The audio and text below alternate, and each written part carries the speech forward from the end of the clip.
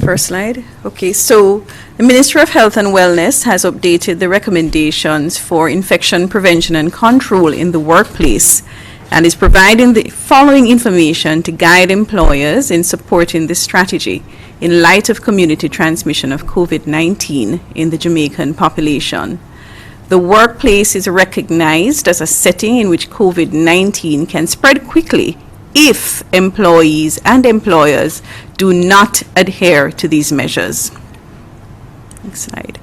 Just a quick overview in terms of how we have progressed in the country. We started managing actively COVID-19 in Jamaica in January when we had no cases, but we had a lot of work to do in terms of increasing awareness. March 10th, we had our first imported case, and in April, we had recognized that we had more imported cases, some local cases, what we would describe as sporadic cases, and we also had one large cluster of cases in association with the workplace cluster. In May, we had some more clusters of cases when we started to open up.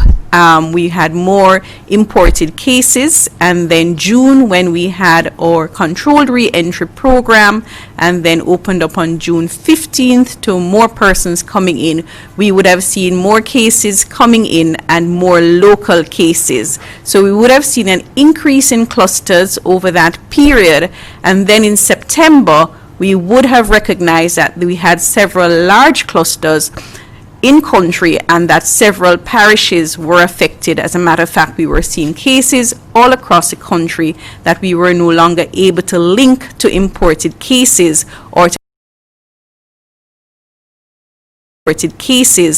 to other confirmed cases. So the assumption now is that there are several cases in our communities who are not known, and they are transmitting to others. So therefore, everyone must protect themselves to slow transmission and must protect the vulnerable to decrease hospitalizations and deaths.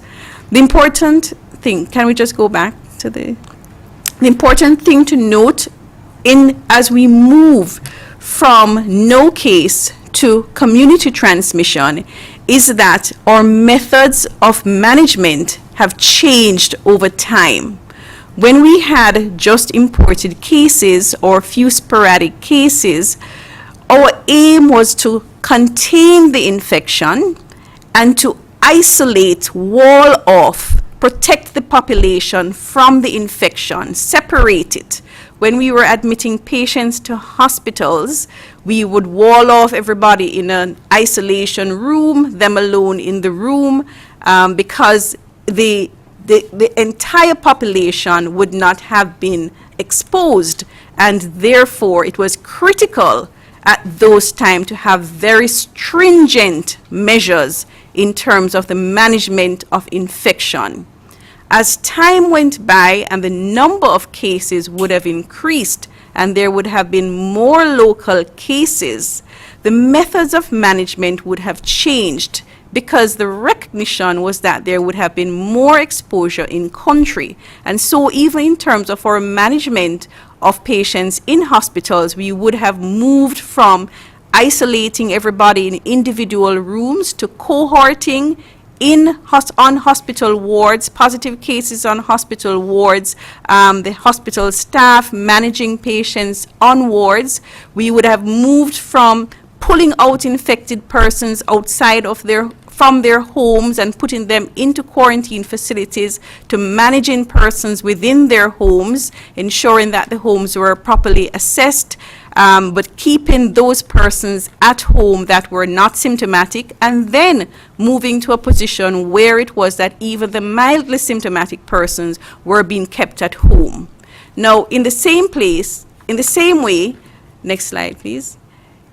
In the same way, the management in our workplace would have changed, because in the same way when we were containing and preventing everybody from being exposed because exposure was low in the population, we would have tried to wall off and have very strict and stringent measures Now we have reached to a situation where we are managing community transmission, and our aim moves away from containment and controlling the movement of infected persons to now living with COVID, the management of cases within the settings in which they work, in the settings in which they live, and the reduction of the exposure as best as we can, in particularly to our vulnerable populations and the persons who are likely to get more severe illnesses.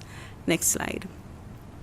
So our objectives of the protocols are to strengthen infection prevention and control during community transmission, to protect all stakeholders from infection, most importantly to ensure the sufficiency of measures for all possibilities. What employers and employees have to recognize is we no longer know who are the positive persons, because there are several positive persons in our community. They look just like you. They move around just like you. They're not having symptoms. They don't know that they're positive, and you're not going to know they're positive. It makes sense, therefore, that everything that you do in your daily operations, whether it is in your home, whether it is in your community, whether it is in your workplace, that those measures are sufficient to protect you and to protect others. And that is why we have the infection prevention and control measures. So we need to encourage continuous engagement and information sharing, protection of the vulnerable populations who operate within the workspaces. Next slide. Now, basic workplace rules are important for persons wherever it is that you work. And workers are required to wear a mask at work. And they must hand sanitize before entering their work area. Physical distancing, whether you're in an office, whether you're on a factory floor, whatever work it is that you do, physical distancing must be maintained at all work areas. Hand sanitization as you move from one work area to the next is important.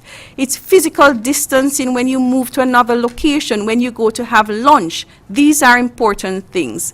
Surfaces must be cleaned after use, and especially in areas where there are frequently used surfaces, these must be cleaned regularly. In this way, you can even have somebody that is positive, who don't know that they're positive, working alongside you, but they are not transmitting infection to you, they are not exposing you, because they are protecting themselves, and you protect yourself as well to decrease that risk of transmission. Next slide. It is very important that management teams are engaged, fully engaged in knowing what it is that they have to do to inform their workers. Management must play an important part in advising workers about COVID-19. Workers are to be advised that if they develop a fever or they're not feeling well, then they should call in and stay home. Workplaces must make those allowances to prevent the possibility of somebody who is symptomatic coming to work. If persons are not feeling better after a few days at home, then they should seek medical advice, and that may include doing a test. If they have done a test and the test is positive, they will be required to stay at home for a minimum of 14 days, including 3 symptom-free days after symptoms are resolved. Now, because whatever workplace they are coming from has been observing all the workplace protocols, and that person would have been in a mask at work, would have been hand sanitizing as they move from area to area, then there is no need to close your business or to send home other workers. If someone in the workplace is observed to be ill and to have a fever or respiratory symptoms, then that person should be given a mask immediately, and that person should be sent home. Now, the area in which the person was should be wiped with a mild bleach solution, and the surfaces wiped with disinfectant or alcohol. Now, once this is done and the area is dry, then that area is safe to be used. Remember that the virus is easily killed by the appropriate agents. It is cleaned by using soap and water to wash your hands and to clean surfaces. It is killed by using disinfectant. It is killed by using mild bleach solution and by using alcohol to clean. Now, persons who are in contact with a person who was symptomatic, showing symptoms, then those persons, if they have been adhering to their IPC measures, their infection prevention and control measures, then there is no need for those persons to go home. They are allowed to come to work. However, they must obey the instructions and the advice that have been offered from the workplace to say that they must adhere to all infection prevention and control measures. And if they start to feel ill, they must stay home and report that they are ill. Next slide. The virus, again, is easily killed by the use of soap and water, alcohol, and mild bleach solution. Organizations need to put in place daily cleaning protocols that are sufficient to kill any virus particles that may remain on surfaces where droplets may fall. Frequently used surfaces may need to be cleaned at intervals during the day, depending on what is happening in terms of persons coming in, possibly being at a counter that will need to be cleaned several times during the day. Depending on what your business is, then you may find that the intervals may vary. Now, if infection and control measures are adhered to in daily operations, then there is no need to close offices and other workplaces. The cleaning regimen for infection prevention and control has been updated in the new protocols to reflect when a more rigorous routine cleaning protocol is required. Next slide. So in conclusion, I just want to say that with community transmission, it is likely that you will be at work with COVID-19 positive persons who have no symptoms and will not know that they are positive. Wearing a mask, physical distancing, hand sanitizing, and infection control measures in the workplace, such as daily cleaning and frequent wiping of frequently used surfaces, will be sufficient to prevent exposure.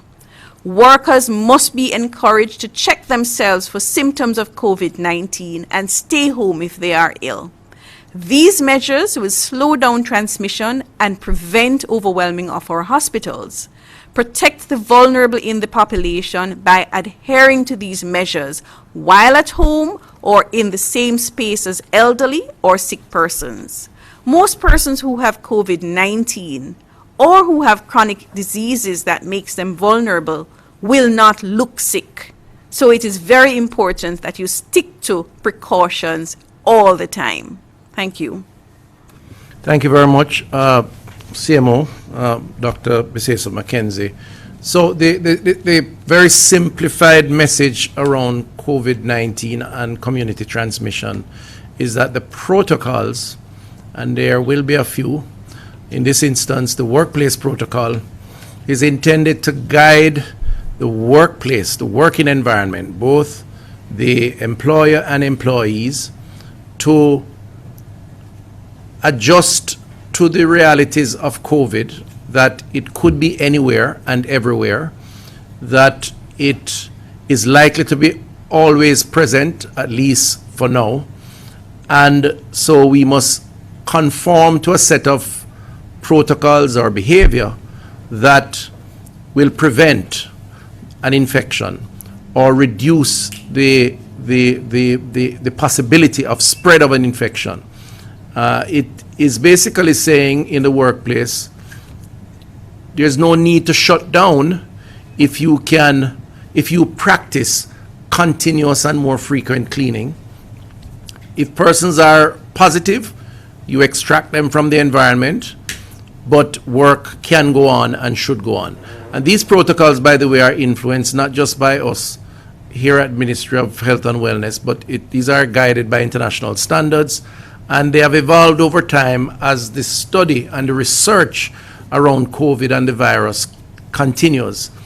In the case of a novel virus, that is what will happen until it settles down and we find an ultimate solution, which normally is a vaccine.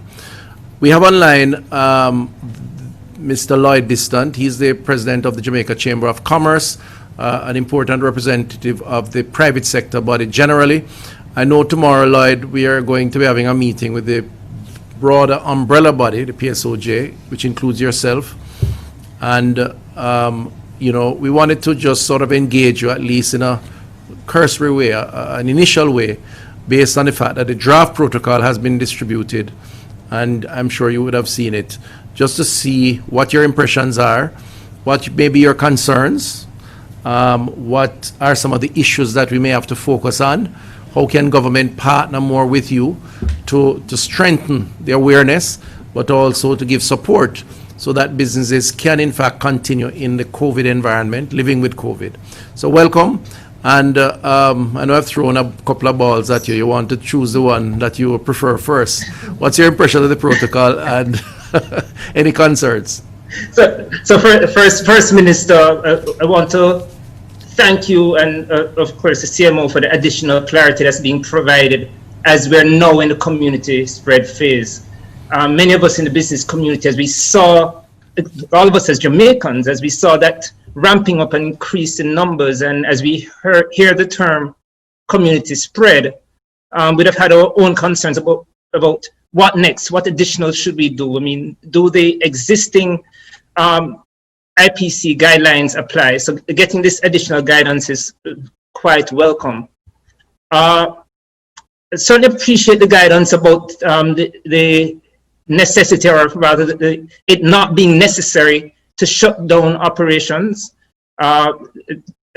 We've been sort of following the science or data that would justify a temporary shutdown as against doing a proper and intense deep cleaning activity. So, you know, taking that guidance, it says if we identify if there's an employee who has turned up positive for COVID-19, seal off the area, do a deep cleaning, and then restoring it for use as being an activity, we can certainly appreciate and accept that. Again, you know, noting that this is a guidance, so it doesn't limit businesses from taking other steps as they believe are necessary for the protection of either their employees or their customers at large. I also appreciated the pragmatism around the recommendation that we saw in the document about a higher concentration of agents for cleaning, as well as cleaning the areas more regularly. Recall a conversation with some of our members in the tourism industry saying that they're cleaning their areas every 30 minutes. And as the CMO indicated, the extent to which there are high use areas, businesses, employers certainly need to, and management need to make that judgment call about ensuring that those areas are being cleansed more regularly. So certainly take that on. I certainly anticipate the business community will appreciate and accept the, I use the term, the prudent guidance that's being given in terms of the intensity of sanitation. And again, for members of the business community who are listening to this, we will certainly reiterate that there's nothing here that limits you from taking that extra step for fogging and disinfecting as necessary, but it's primarily to ensure that the areas are being cleansed more regularly. Thank you very much, Lloyd. I wanted to ask you a quick one. One other comment, Minister. Go ahead. Minister? Go ahead. Yeah, okay. So, and I leave on 2 points very quickly. One is in terms of the other employees who have been in direct contact. So that's an area I believe that we are not 100% comfortable with. Again, it's left up to employers to make that decision.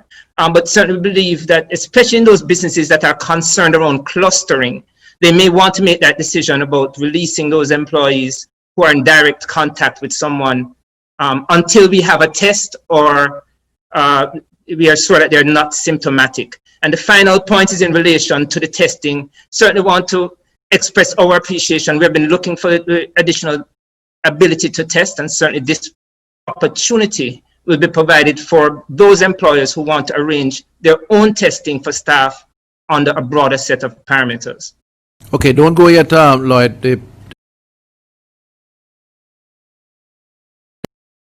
The CMO wanted to make a point.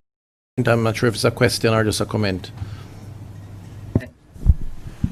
Yes, it's a comment, Minister, Mr. Distant. So certainly your measures are going to be a lot dependent on the level of comfort that you are going to have that the infection prevention control measures are being adhered to within your workplace. So if it is that you're allowing persons to come into your building who are not wearing a mask, and if you're not insisting on physical distancing, then most certainly you're going to be at a higher risk of exposure of the persons that are already in the building. So as time goes by, it must be that the adherence to these measures, which is what is going to be sufficient for you to be confident that there is very limited exposure. There is also a recognition that persons need to have that with community transmission, your possibility of exposure is at several points.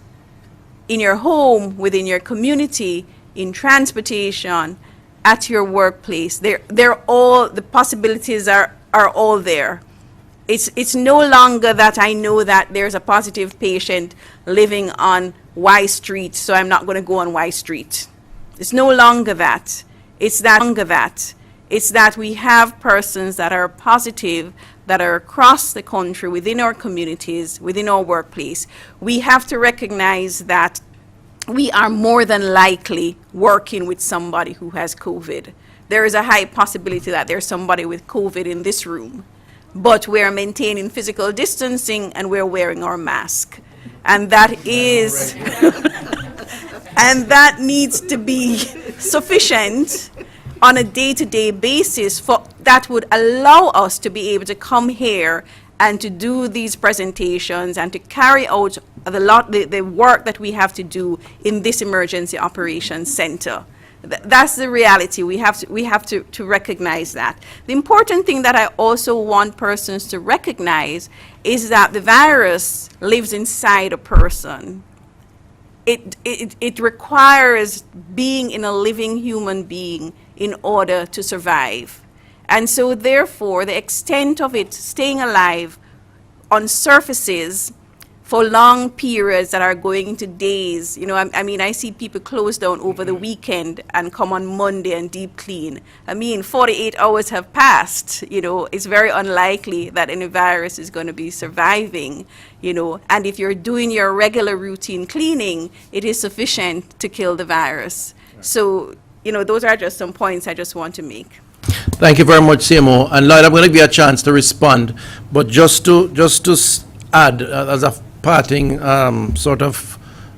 question for your comment. But first of all, what the CMO is echoing is that because the virus is everywhere, trying to say that we are avoiding by shutting down is not as logical as it used to be when the virus was only in some places. And I know it's difficult because we have been accustomed to saying to the populace, do this, do that.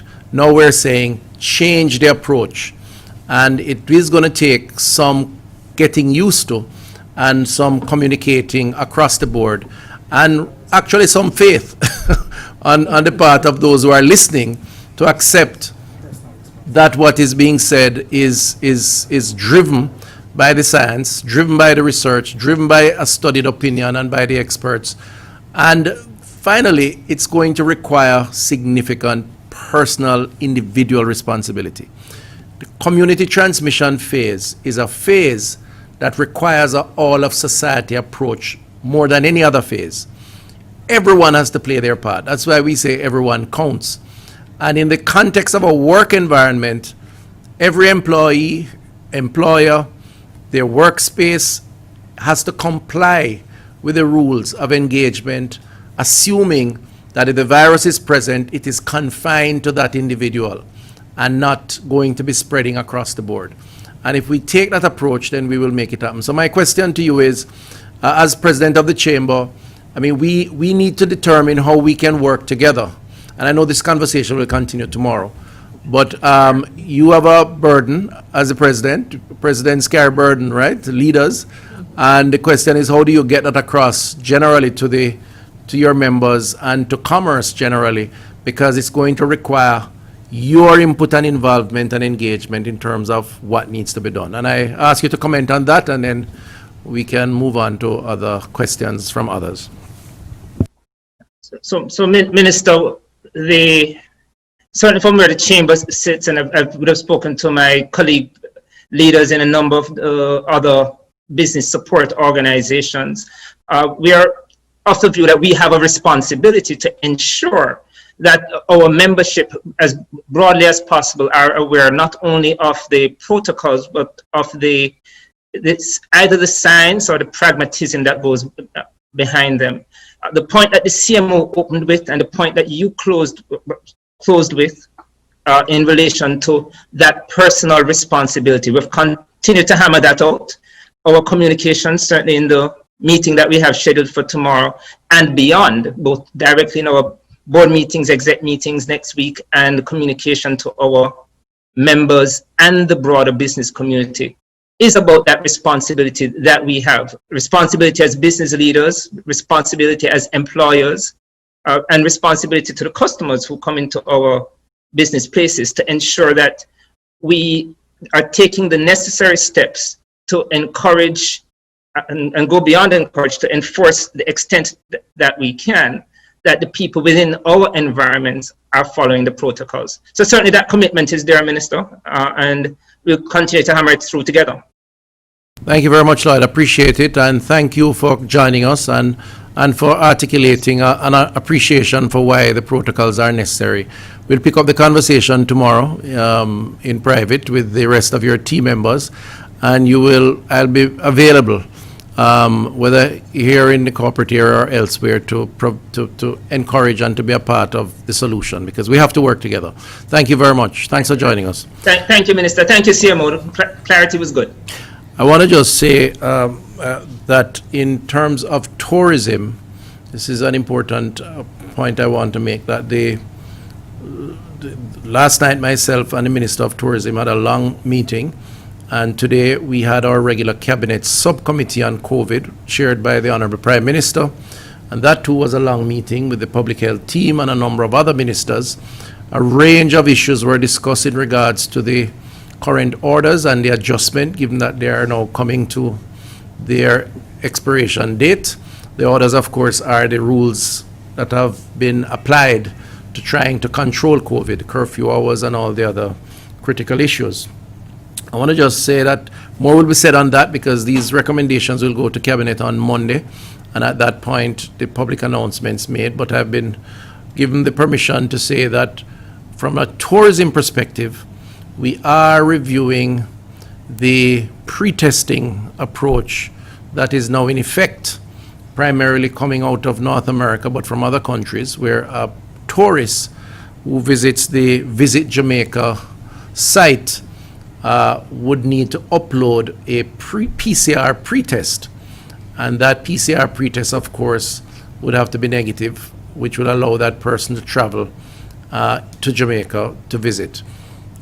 We are reviewing, meaning public health, with the sanctioning of the cabinet subcommittee and the Prime Minister, the reasons why the pre-testing was put in place in the first place, which was based on the risk assessment in the markets where most of the tourists were coming from, or visitors were coming from.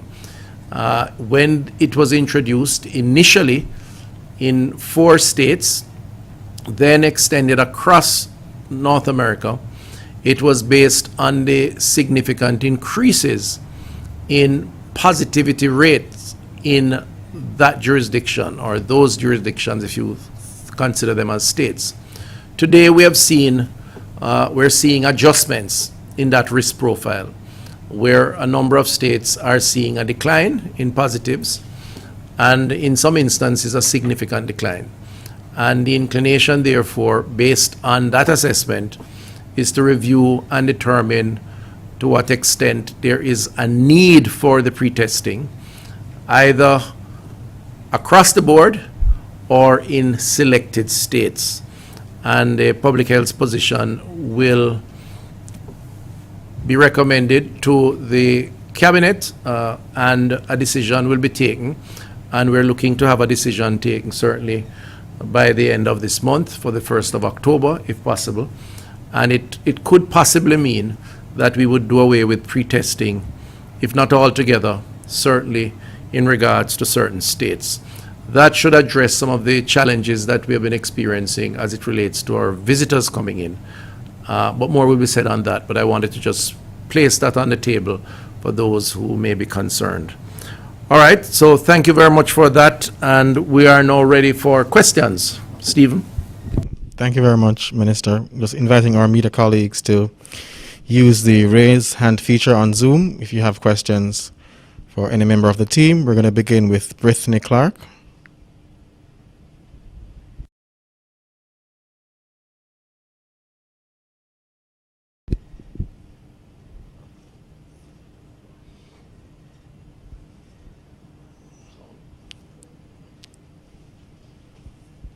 Brittany?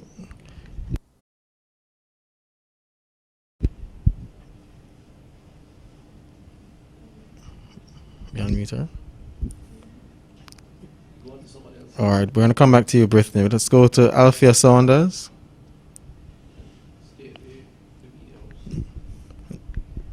Althea, just introduce yourself, please.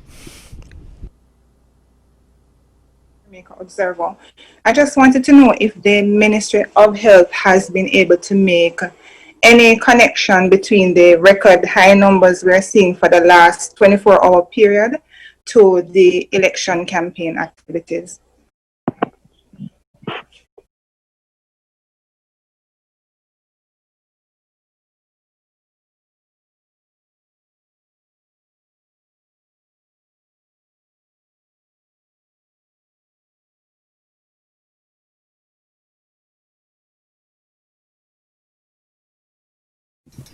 So when we look at the positive that we had, the range of onset of these symptoms were earlier in September.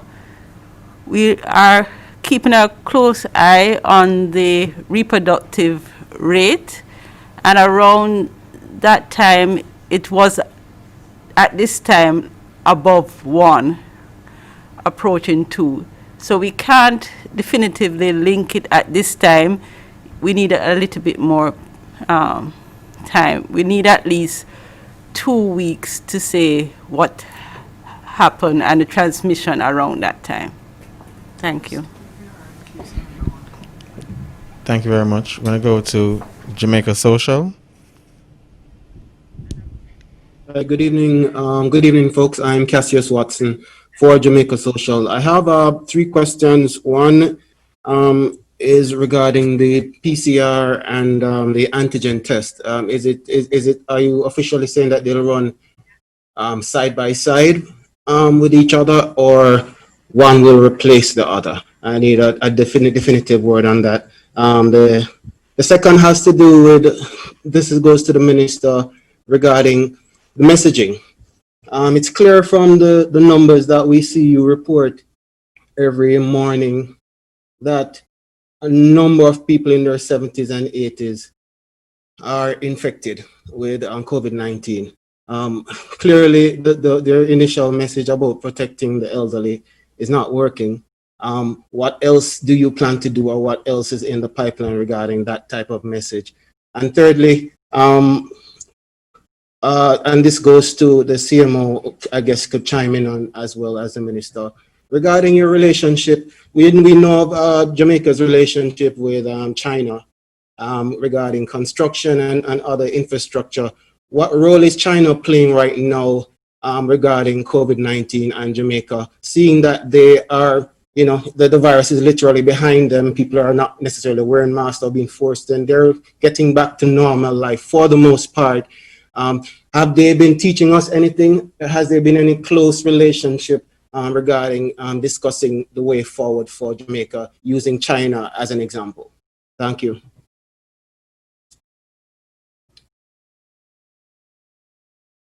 You want to go first? Yes, I'm happy you asked this question because we need to make it very clear. We are not replacing the PCR test. What we are doing is supplementing it with the antigen test. The PCR test remains the gold standard, the most reliable test on the market. What we are saying is that at this time, antigen tests have been approved, and these antigen tests are not as reliable in all circumstances as the PCR test. However, they are able, especially given the stage of community transmission, to detect the positive cases. If you test asymptomatic persons, they are not as reliable, and approximately 20% of the persons who have COVID-19 may not give you a positive result. So we will be utilizing the PCR test along with the antigen test to check those persons who give us a negative antigen test but are symptomatic. So what we are saying is that we are introducing the antigen test at this time to help to broaden the base for testing and to help to reduce the turnaround time which test results are available. But we still need the gold standard test, the PCR test there. However, with the antigen test, we will have to do much less of the PCR test than we are currently doing now. Okay, so the antigen test is going to make things more efficient because you can apply that across the board, many more distribution points or application points, quicker turnaround of time, half an hour or so, less cost in the case of private sector charging. Of course, the public health system would not charge. And, where there may be doubts, then clearly one can do the PCR test, which will take a little more time, but will give a more accurate outcome. But the antigen test can also be applied in the case of particular industries or for particular purposes, so the tourism industry. So it offers a world of different possibilities, and that is a positive thing for living with COVID. In other words, for ensuring a quicker turnaround to restore normality in a case where you're concerned.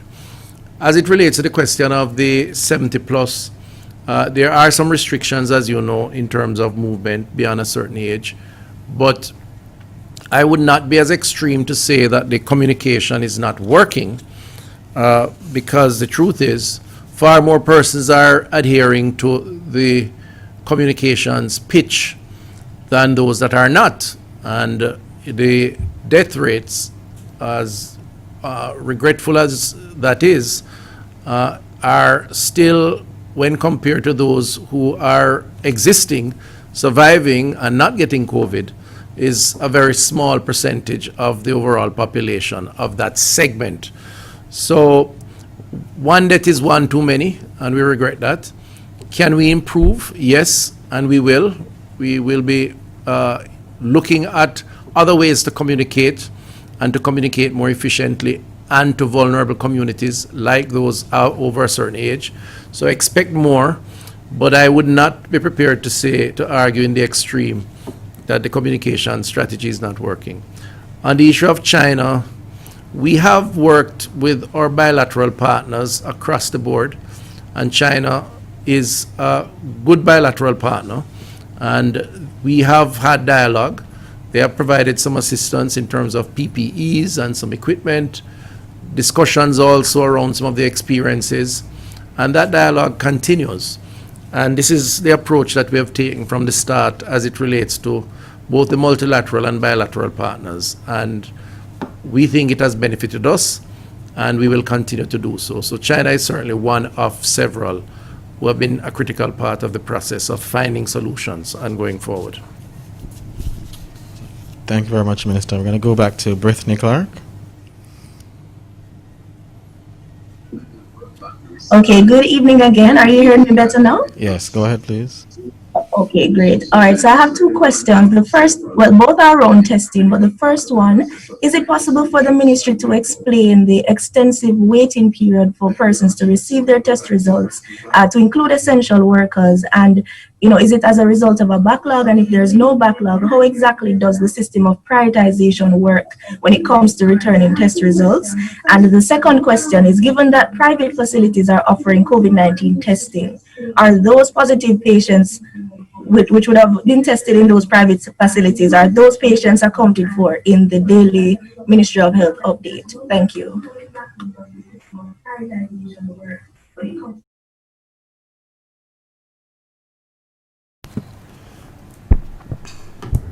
Yes, so unfortunately, yes, we are still facing a backlog. And, it's a daily challenge for us to try to bring our testing up to date. And, we have discussed the challenges that we face in terms of availability of the reagents on a consistent basis. So I know that many persons are concerned. They see the testing at 300, 400, some days 500, some days, and then they see a spike, 700, 800, 900 tests. Whenever we see those spikes, that means that we have gotten a supply of test kits. And so we try to test as many as possible to try to get down the backlog that we would have had based on the days when we don't get adequate supplies. So we have two sets of testing going on. Testing on the open PCR machine, where we are supplied with reagents through PAHO WHO and through some procurements on our own. And that continues, and on a regular basis the test amount ranges from between 300 to 500 tests on those machines. When we have the COBAS machine working at the same time, we will get about the same amount of tests on the COBAS itself, so we will double the numbers of test results that we see. So on a weekly basis now, we are getting reliably between 5 to 10 test kits coming in from the supplier for the COBAS machine. And so I'm sure the astute persons would have noticed that maybe once or twice for the week or 3 days for the week, you will see our numbers go up. So this is what is happening, and it's important for the public to understand that. This does result in a backlog of cases. We do try to prioritize our healthcare workers to try to keep our wards clear, to be able to manage our patients. That's our real priorities at this time. And so we try to prioritize these as soon as we hear about the cases, healthcare workers being affected, or we have cases in hospitals that are waiting on results, especially when we're managing our severe acute respiratory patients or critically ill patients. We try to prioritize those and get those done quickly. Now, the antigen test is going to help us where this is concerned, because we are going to be deploying the antigen test, first of all, to our regional hospitals, where it is that the symptomatic cases, so our doctors and our healthcare workers there will be able to get back their results within hours of doing the test, because the test itself takes about half an hour, and they will still have to collect the samples and send it to their lab, and they will be able to get a turnaround in the same day. So they will be better able to keep up with clearing the wards and suitably isolating or quarantine patients. So yes, we do face challenges. We try to respond to them on a daily basis. We have strengthened our emergency operations center in getting reports in from the hospitals on a daily basis so that we can manage these incidents effectively and be very responsive to the situation on the ground.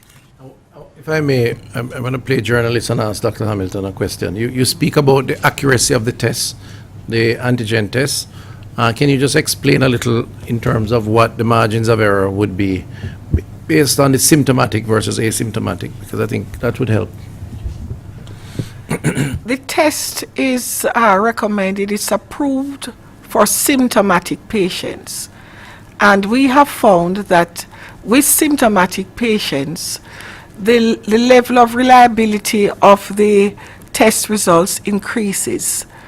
We expect, and results have shown, that 100% of the symptomatic cases usually are positive for COVID if the symptoms are in fact due to COVID-19. However, with the asymptomatic patients, with the particular kits that we are using, we are able to miss at times up to 20% of those who are really positive for COVID.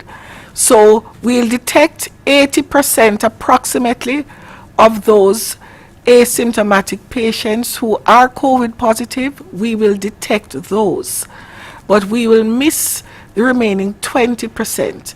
And so for those patients, we would have to follow up with the PCR test. But I want to make it very clear too that we are putting on the market tests that have been approved by PAHO. There are antigen tests out there with a range of sensitivity. And so the one we are using can give us approximately 80% sensitivity. We pick up 80% of the cases. But there are other kits out there that are antigen kits that will pick up much less. And that is why we are asking you to use the kits that have been tested and recommended by PAHO, instead of thinking that, well, antigen tests are in now, so we can just take any antigen test, because the range of accuracy varies. And we are concentrating on the test kits that give us the most accurate results, the antigen test kits. So what I would say, Dr.